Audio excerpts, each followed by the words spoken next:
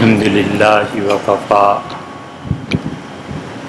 وسلام علی عبادہ الذین اصطفیٰ اما بعد۔ اللہ تعالیٰ کی توفیق سے گزشتہ جمعہ کو بات یہ ہو رہی تھی کہ انسان کی خودی جس کا بہت زیادہ ذکر بلکہ حقیقی معنی میں اس کا ذکر مسلمان صوفیہ کے ہاں ملتا ہے، اور جس خودی پر مولانا روم اپنی مثنوی میں اور علامہ اقبال بار بار اس خودی کی دعوت دیتے ہیں، وہ خودی 3 درجات میں منقسم ہے۔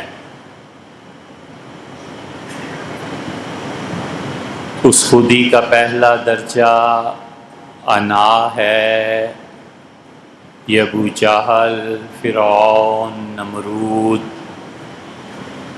اور ہمارے زمانے کے سرمایہ دار، حکومت کے عہدیدار، یہ سب کے سب اس نفسیاتی بیماری میں مبتلا ہیں، اور اتنے کند ذہن، اتنے شارٹ سائٹڈ، اتنی محدود نظر سے دیکھتے ہیں کہ انہیں اپنے ناک کے آگے کی دنیا نظر نہیں آتی۔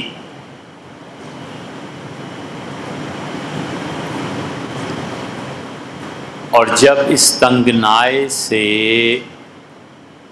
اور جب اس چھوٹی سی گلی سے باہر نکلتا ہے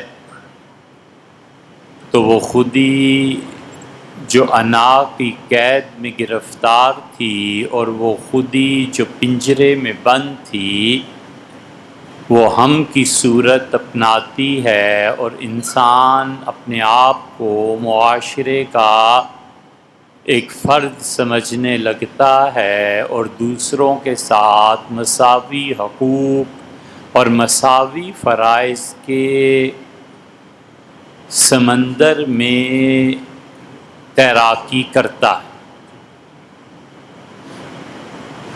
انا کا پنجرہ ٹوٹتا ہے اور آہستہ آہستہ دماغ جگہ پر آتا ہے، اور وہ سمجھتا ہے کہ میں بھی اسی ایک معاشرے کا فرد ہوں، اور میرے لیے کوئی امتیازی چیز نہیں ہونی چاہیے، کوئی ہٹو بچو یہ چیز نہیں ہونی چاہیے، اور لوگوں میں سے ایک عام فرد ہوں، اور جس طرح ایک عام آدمی کے لوازمات ہیں میں بھی ایسا ہی ہوں۔ اور پھر اس کے بعد یہ خودی تیسرے درجے میں ڈھلتی ہے، جو اصل مطلوب ہے اللہ کے ہاں، اور یہ تیسرا درجہ اہل جنت کا ہے، اور اہل جنت میں بھی پھر تقسیم ہے، اور اس تیسرے درجے میں سب سے اعلیٰ درجے پر وہ انسان فائز ہیں جو اللہ کے اصحاب مقربین میں شامل ہیں۔ سورہ واقعہ میں اللہ تعالیٰ نے 3 درجات میں انسانوں کو تقسیم کیا ہے، اور اللہ نے فرمایا ہے کہ تمہیں کیا پتہ کہ جو لوگ ہمارے قریب تر ہیں، ہمارے بہت قریب ہیں، ہم ان کے ساتھ کیا معاملہ کریں گے۔ اور پھر اس کے بعد اس سے نچلے درجے کے لوگ اصحاب یمین کا ذکر فرمایا ہے، اور فرمایا کہ فسلام لک من اصحاب الیمین، اللہ کی سلامتی ہو اصحاب یمین پہ۔ تو اس لیے آدمی جس حد تک اپنی خودی کو اس تیسرے درجے میں لاتا ہے، اتنا ہی قرب الہی اسے حاصل ہوتا ہے، اور اس تیسرے درجے میں آنے کے لیے یہ بہت ضروری ہے کہ دنیا کی کوئی طاقت ایسی نہ رہے جس کے بارے میں دو چیزوں کے متعلق اسے اطمینان نہ ہو. ایک، کسی چیز سے اتنی محبت نہیں ہے کہ وہ مجھے حق سے ہٹا دے، سچائی سے ایک طرف کو لے جائے. حق اگر دشمن کے پاس ہے مجھے اس کے سامنے جھکنا ہے، دلیل اگر میرے مخالف کے پاس ہے مجھے تسلیم کرنا ہے، غلطی میری ہے مجھے معافی مانگنی ہے. جب انسان حق کی اتباع میں چلتا ہے اور سچائی سے محبت کرتا ہے اور یہ بھول جاتا ہے کہ سچائی کس کے پاس ہے، تب جا کر کہیں نفس انسانی میں توڑ پیدا ہوتا ہے، کسر پیدا ہوتی ہے. یہ ہرگز نہیں ہو سکتا کہ آدمی جانتا ہے کہ حق اور سچائی میرے مخالف کے پاس ہے، میرا دشمن جو بات کہہ رہا ہے بالکل درست کہہ رہا ہے، اس کے باوجود باطل سے چمٹے رہنا، کیونکہ باطل پہ میرے حضرت بڑی اچھی ہیں، میرے حضرت کے ساتھ باطل جڑا ہوا ہے، میری والدہ کے ساتھ جڑا ہوا ہے، ناحق ہے میرا والد، لیکن اس کے باوجود والد کی حمایت کرنا، اس کا مطلب یہ ہے کہ اس کے نفس میں بھی کھوٹ ہے، یہ ہم کے اس پنجرے سے نہیں نکلا. ہمیشہ سچائی کا ساتھ دے. اسی لیے اللہ فرماتا ہے یوم ینفع اللہ الصادقین بصدقہم، اور وہ قیامت کا دن لوگوں کو اس دن ان کی سچائی کا نفع ہوگا. یہ جتنے انبیاء علیہ الصلوۃ والسلام کے مخالفین تھے یہ اندھے تھے، انہیں نظر نہیں آتا تھا کہ حضرت رسالت مآب صلی اللہ علیہ وسلم حق پہ ہیں، بات ان کی سمجھ میں نہیں آتی تھی. آپ کا سب سے بڑا مخالف ابو جہل اٹھا اور اس سے کہا یہ ایک آدمی کھڑا ہوا ہے اور نبوت کا دعویٰ کرتا ہے، ان لوگوں نے اپنے مہمانوں کو کھانا کھلایا، ہم نے کھانے کھلائے، انہوں نے اپنے مہمانوں کو بستر دیے شب بسری کے لیے، ہم نے بھی بستر دیے، انہوں نے گھوڑے دیے، ہم نے بھی گھوڑے دیے. اب آخر پہ پہنچ کے ایک شخص کہتا ہے کہ اس کے پاس جبریل آتے ہیں، صرف ایک دن جبریل میرے پاس آ کے مجھے کہہ دے کچھ تو اس کے بعد میں اسے مان جاؤں گا. نہیں ہو سکتا کہ جبریل اس کے پاس آئے اور میرے پاس نہ. یہ کبر ہے، یہ انا ہے، یہ بدترین پہلا درجہ ہے. اس لیے اللہ نے حکم دیا ہے کہ سچائی کے ساتھ رہو، اللہ نے حکم دیا ہے کہ سچوں کے ساتھ رہو. یہ وہ چیز ہے جو اللہ کا قرب دلاتی ہے. تیسرے درجے میں پہنچ کر پھر احساس ہوتا ہے کہ سچائی کہاں ہے، اور اس میں دو پہلو بڑے ضروری ہیں. ایک تو آدمی اس بات کا ادراک کرے، اس کے علم میں یہ بات ہونی چاہیے اور عمل میں بھی اسے لانا چاہیے کہ دنیا میں مجھے اللہ کے علاوہ کسی سے محبت نہیں ہے، کسی کی طرف رغبت نہیں ہے. میرا رب سچائی کو پسند کرتا ہے، مجھے سچے ہو کے رہنا ہے.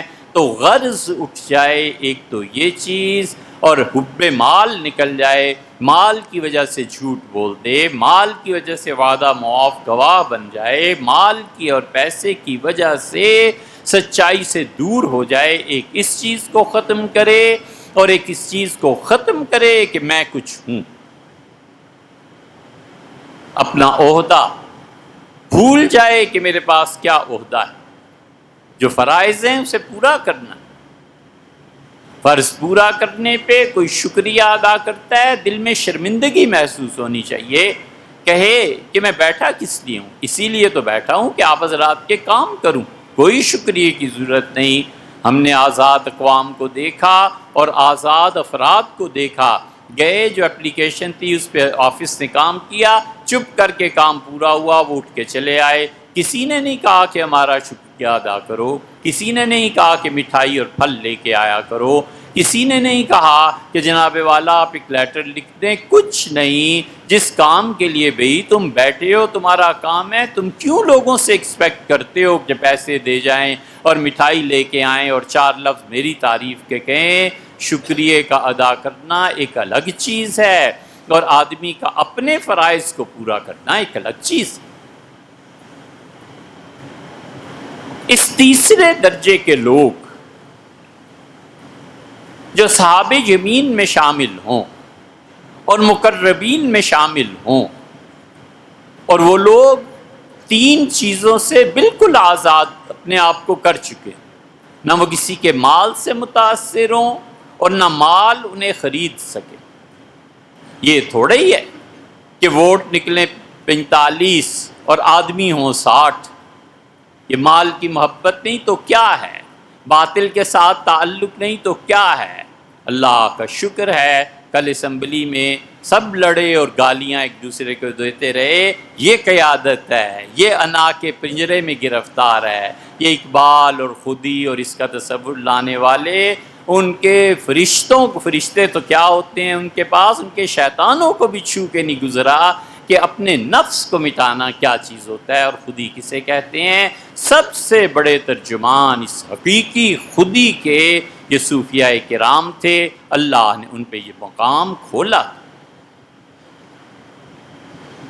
اس لیے مال کی محبت اور عہدے کی محبت، اپنے عہدے کا نشہ اور اپنے عہدے کا زوم کہ میں یہ کر سکتا ہوں اور میں یہ کر سکتا ہوں، یہ اتنا خطرناک نشہ ہے، اتنا خطرناک نشہ ہے، یقین مانو موت آ جائے اس چرسی بھنگی ہیروئن پینے والے کی نشے میں موت اس موت سے افضل، یقین مان۔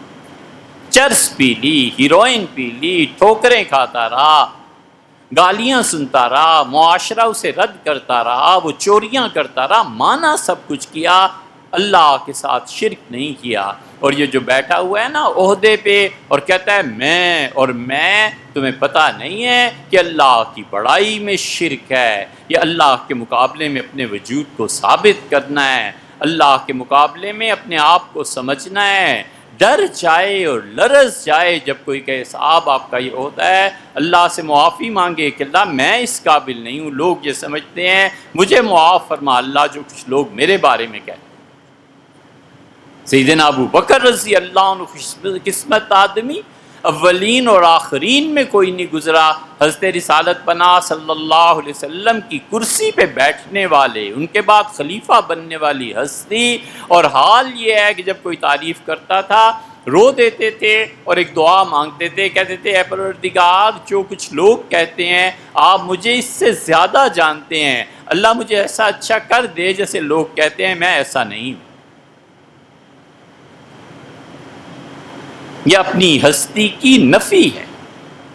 اور سب سے بڑا آدمی جو پروفیشنل تھا، فنکشنل تھا، وہ سب سے بڑی فنکشنل پرسنالٹی پورے عالم اسلام میں امام تھا جو وہ آدمی سیدنا عمر رضی اللہ عنہ، اس کی انا اتنی زبردست ہے کہ ابو جہل اور فرعون اور نمرود اور ہمارے حکمران سجدہ کرتے سیدنا عمر رضی اللہ عنہ کو، اس کی پرسنالٹی کو، اتنا زبردست کافر اور انا ہے، پورے مکہ میں کسی کی ہمت نہیں ہے کہ حضور اقدس صلی اللہ علیہ وسلم کی شہادت کے لیے زبان کھولے، جانتے تھے کہ سب قریش سامنے ہیں، پورا قبیلہ بوجود کافر ہونے کے رسول اللہ صلی اللہ علیہ وسلم کے پیچھے کھڑا،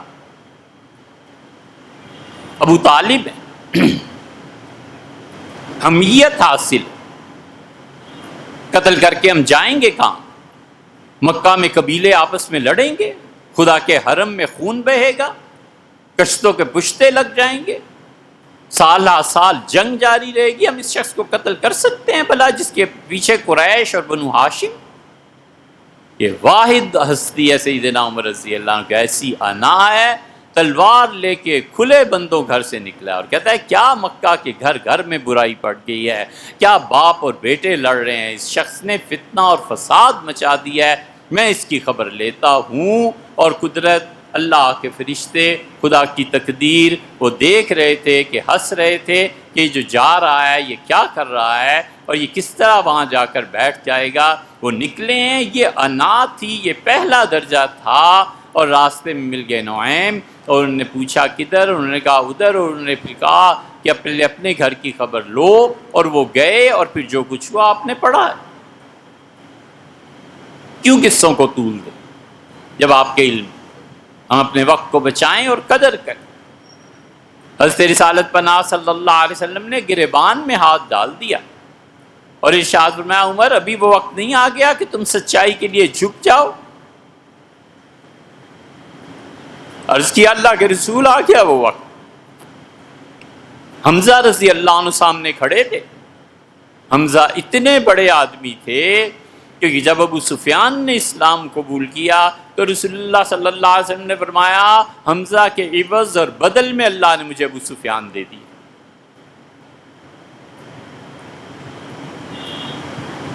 سیدنا حمزہ رضی اللہ عنہ نے کہا آنے دو عمر کو، کیا ہو گیا ہے تم لوگوں کو؟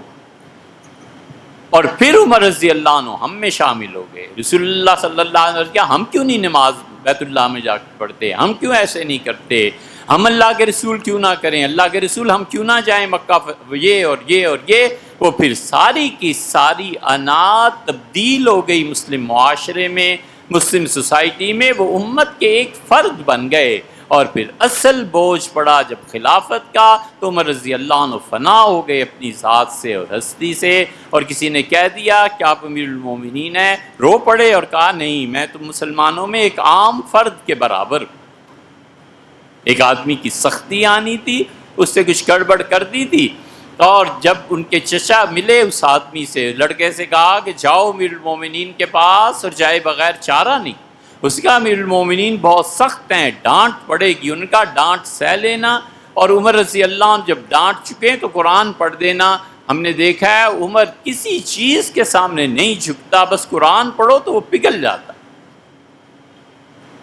اس آدمی نے جا کے کہا، سیدنا عمر رضی اللہ عنہ ڈانٹا کہ یہ شکایتیں تمہاری۔ اس نے کہا امیر المومنین اللہ کہتا ہے خذ العفو، زندگی میں معاف کرنا سیکھو۔ سیدنا عمر رضی اللہ عنہ بیٹھ گئے۔ اس نے کہا عمر آپ اللہ کے بندے نہیں ہیں، زمین پہ ہاتھ رکھ دیا، کہا ای عبد ابعد منی، اس زمین میں، خدا کی اس زمین میں مجھ سے زیادہ کون ہے جو اللہ کے سامنے جھک جائے؟ مجھ سے زیادہ بندگی میں کون کامل ہو سکتا ہے؟ کہو جو کہنا۔ اس حد تک وہ خودی زندہ ہے، تابندہ ہے، جاگ رہی ہے کہ روم کا سفیر آیا اور اس سے ذکر کیا یہ چیز اور یہ چیز اور یہ چیز۔ سیدنا عمر رضی اللہ عنہ کا اور بات کرو، مطلب یہ کہ جن چیزوں کے روب پہ تم مجھے ڈرانا چاہتے ہو ہمارے نزدیک کوئی حقیقت نہیں ہے۔ اور اس سے پوچھا امیر المومنین کا، بادشاہ کا، اس کا ہمارے ہاں بادشاہ نہیں ہوتے، اس کا تمہارا امیر، اس کا مسجد نبوی میں جا کے دیکھو سویا ہوا ہے۔ وہ آدمی مسلمان ہو گیا اور وہ کہتا ہے میں نے جا کر دیکھا ایک شخص کو اور ہیبت طاری ہو گئی، میں کانپنے لگا، مجھے سمجھ نہیں آئی اس آدمی میں کیا ہے، اور اس کا حال یہ تھا کہ کھلے صحن میں ایک اینٹ سر کے نیچے رکھ کے سو رہا۔ مجھے نہیں سمجھ آئی اس شخص میں کیا ہے، میں کانپنے لگا اور میرے کانپنے سے ان کی آنکھ کھل گئی، اور انہوں نے کہا کون ہو؟ بتایا میں نے سارا کچھ، اور یہ حال ہے کہ اپنے بیٹے کو کہا کہ جاؤ اور عائشہ رضی اللہ عنہا سے عرض کرو کہ ام المومنین مجھے اپنی جگہ دے دیں گی حضور صلی اللہ علیہ وسلم کے پہلو میں، اور برابر بے قراری سے دیکھتے رہے۔ اور کیا خوبصورت بات کہی، یہ ہے اپنے نفس کا ختم ہو جانا، فنکشنل پرسنالٹی سب سے بڑی۔ انہوں نے کہا کہ جاؤ اور ام المومنین رضی اللہ عنہ سے کہنا، اور یہ نہ کہنا کہ امیر المومنین نے بھیجا ہے، یہ کہنا عمر نے بھیجا ہے، کیونکہ آج میں نے تمہارا کوئی کام نہیں کیا تو آج سے میں تمہارا امیر المومنین بھی نہیں ہوں۔ وہ گئے، واپس آئے اور کہا کہ امیر المومنین کو خوشخبری ہو۔ وہ رو رہی تھی اور کہہ رہی تھی اوثرت علی نفسی، میں عمر رضی اللہ عنہ پہ میری جان قربان میں سے ترجیح دیتی ہوں، اپنی جگہ ان کے لیے پیش کرتی ہوں۔ حضرت عمر رضی اللہ عنہ کا اکبر ہمی، ساری زندگی یہ خیال رہا، یہ احساس رہا، زندگی بھر یہ سوچتا رہا کہ کبھی حضرت کے پہلو میں بھی مجھے جگہ مل جائے صلی اللہ علیہ وسلم۔ یہ خود ہی کا توڑنا ہے۔ خلافت کا بوجھ پڑا اور سب چیزیں ختم ہو گئی۔ وفات سے 1 سال پہلے پورے عراق، شام جسے عراق اب کا عراق نہیں، اس زمانے کا عراق، ایک ایک چپے کی پیمائش کروائی۔ عثمان ابن حنیف رضی اللہ عنہ حاضر ہوئے اور عثمان ابن حنیف رضی اللہ عنہ کہتے تھے کہ مجھ سے پوچھا، عصر کی نماز کھڑی ہو چکی تھی، اقامت اور نماز پڑھانی تھی، اور اقامت اور نماز کے درمیان مجھے دیکھ لیا تو مجھ سے پوچھا کیا صورتحال ہے؟ میں نے مختصر سی بات کی تو مجھ سے کہا اللہ نے 1 سال مجھے اگر زندگی دے دی نا، اللہ کی قسم عثمان تم جاؤ گے اور بیوہ عورتیں جن کی تم کہتے ہو کہ وہ غربت میں ہیں، سونے کے کنگن اتار کے زکوٰۃ میں دے گی، اگر 1 سال اللہ نے عمر کو زندگی۔ یہ سب کیا ہے؟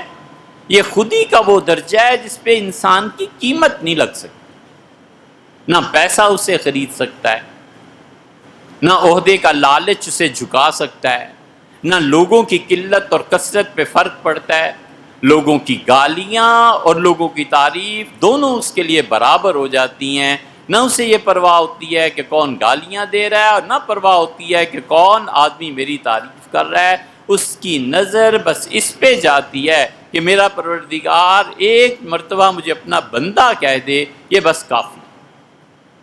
ابن مسعود رضی اللہ عنہ نے کہا کہ مجھے ساری زندگی کا 1 سجدہ پتہ چل جائے، جو اللہ نے میرا 1 سجدہ قبول کر لیا ہے، کوئی مجھے بتا دے تو میری جو اتنی خوشی ہوگی کہ کائنات کے ملنے سے اتنی خوشی نہیں ہو سکتی کہ میرے رب نے 1 سجدہ بندگی کا میرا قبول فرما لیا۔ اللہ کا بندہ اس وقت بنتا ہے جب اس کی خودی تیسرے درجے میں آ جاتی ہے۔ حکومتیں، ان کے عہدے، مال، لذت، یہ تیسری چیز ہے۔